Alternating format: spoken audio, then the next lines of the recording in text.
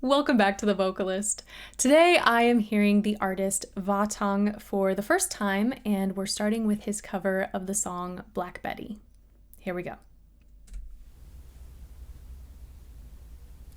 Whoa, whoa, whoa,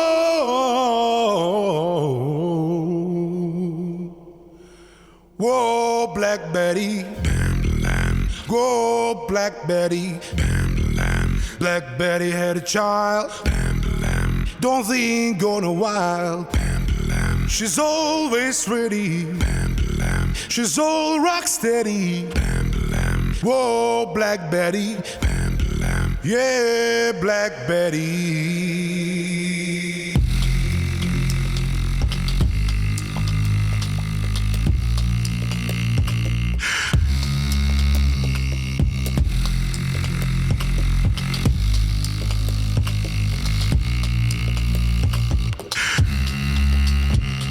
Oh, Black Betty, go Black Betty. Black Betty had a bar, don't think gonna buy. She pulls pretty, she pulls pretty, oh Black Betty, oh Black Betty,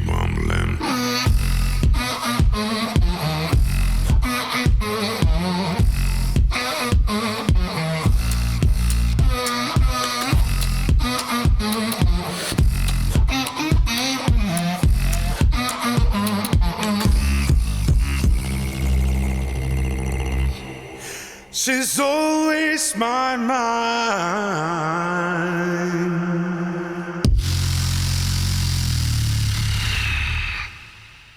Stop. Oh my gosh. I knew it was a short one, which is why I played it all through, but it felt like it was only 10 seconds. That was so... Oh my gosh. We got a lot to talk about, so here we go. Whoa, whoa, whoa. I loved that transition into head voice for him. You can hear this sort of hollowness in that head voice sound. Like, we're not getting full adduction on the chords, which, granted, I know very little about beatboxing, but I do know it takes a lot of dexterity, both in the larynx and with your articulators. I just want to hear it again. Whoa, whoa,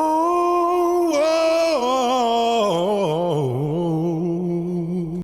Gorgeous riff. And then on top of that, we got just a smidge of fry after he came out of head voice, which makes sense to me given that like he had just a smidge of separation in his head voice. So anytime we have space between the chords, that's when we're able to create texture. So in one sense, or in one section, he used that space to create a really nice sort of ambiance in his sound, and then he took that space and created really cool texture with the fry afterwards.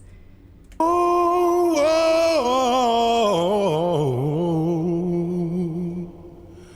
whoa, Black Betty, whoa, Black Betty, Black Betty had a child, don't think gonna wild, she's always ready, she's all rock steady, whoa, Black Betty, yeah, Black Betty. I can't. Okay, obviously the contrast between pitches is super exciting. When he's down there, that's low. But it's like, hold on, I gotta hear it again. She's all rock steady. It sounds like there is false chord engagement and true chord engagement. Excuse me while I enter my Cookie Monster phase, but like that sort of rumble, I gotta hear it again. It's ready. Yeah, that rumble makes me feel like that's false chord engagement. Wow. And then, sorry, I'm just like playing it over in my mind. I know I could be playing it on the screen, but to go back and forth between the two, I mean, to have that like humming, the actual tone comes from true chord engagement. The false chord engagement is what gives us that, what I believe to be that the added texture we're hearing in this. But then to stop that and then go back into something that I feel like is a mixed voice, with like only true chord engagement and so much clarity in that sound as well. Bam, she's always ready. Bam, she's all rock steady. Bam, whoa, Black Betty. Bam, yeah, Black Betty.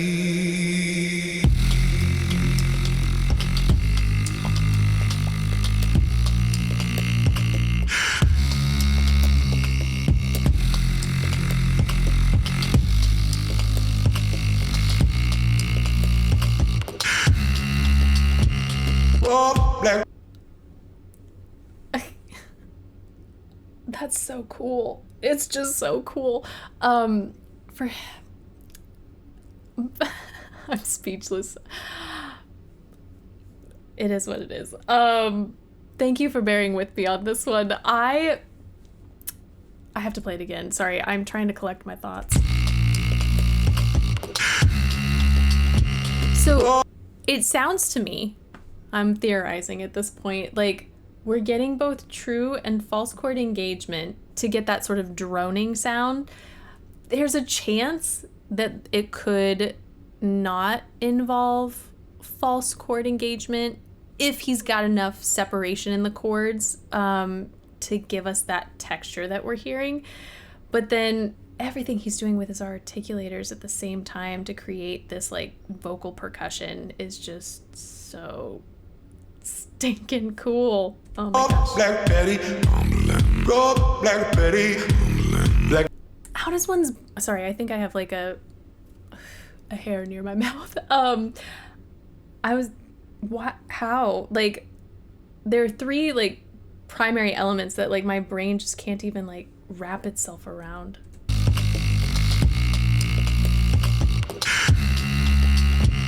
Oh, Black Betty. Go, Black Betty. Black Betty had it by. Don't think gonna buy. Like, I want to know if this was all like one take. Of course it probably is. I don't know what I'm saying, but the fact that he was able to do that percussion while singing, especially when you hear some of those like beginning consonants. Go, Black Betty. Like, how is he doing that? Go, Black Betty. Go, Black Betty. That really harsh percussive sound is fascinating to me, but we can hear like those beginning consonants simultaneously, which makes me think like that beat we're hearing is being produced elsewhere, whereas initially I thought it was like with the lips, but it's not. Go, Black Betty. Go, Black Betty. Black Betty had it by. And then of course to go back down to that's so low. Like it's like a yo-yo or an accordion with his chords right now to get these pitches. I'm gonna buy.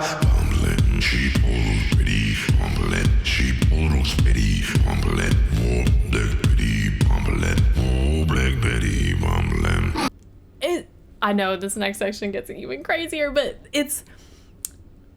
that sound is so cool. Like for him to have so much control in that part of his range. Because when you hear his mix, like I assume kind of baritone range, but those are bass notes. So in order to get your chords to like, now part of it is just the size and shape of one's chords can help in these endeavors, he looks fairly tall. I don't know. But like, so maybe that's helping with some of these bass notes, because otherwise, like, your chords can only get as short and fat as like biologically they're able to, you know? So like we can't like squish them down any further, as opposed to like stretching. That's a lot easier. Well, it's not a lot easier, but it can be done, you know? Like, we can stretch the chords in order to get higher notes. But at the bottom of our range, like, you tap out because that's the bottom of your range. And so as singers, when we need an extra half step or maybe even a whole step, we'll allow more airflow to come through so that we can get the chords to vibrate. But hearing just the expansion in his range is just so cool.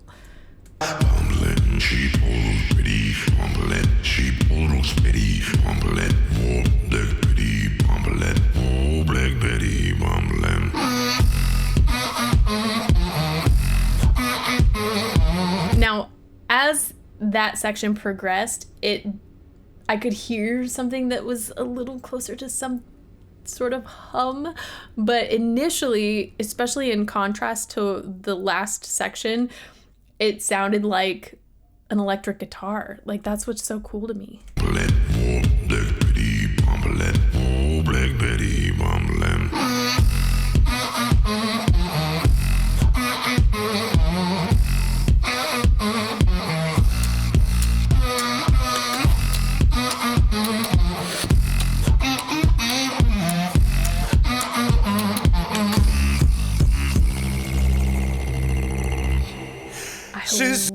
Sorry, I love that sound.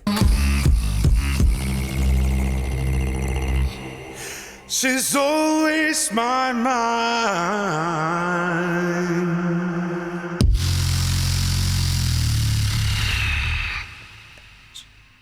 I'm gonna have to watch that 20 more times.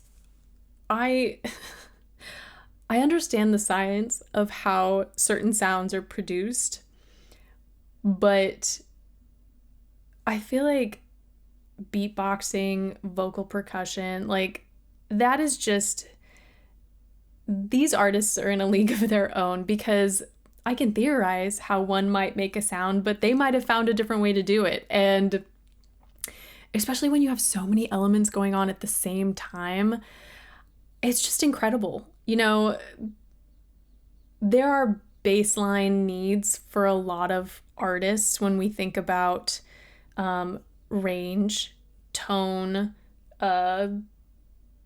timing, but I feel like he possesses every musical skill necessary and then some, like, or just elevates the skills that he has. I mean,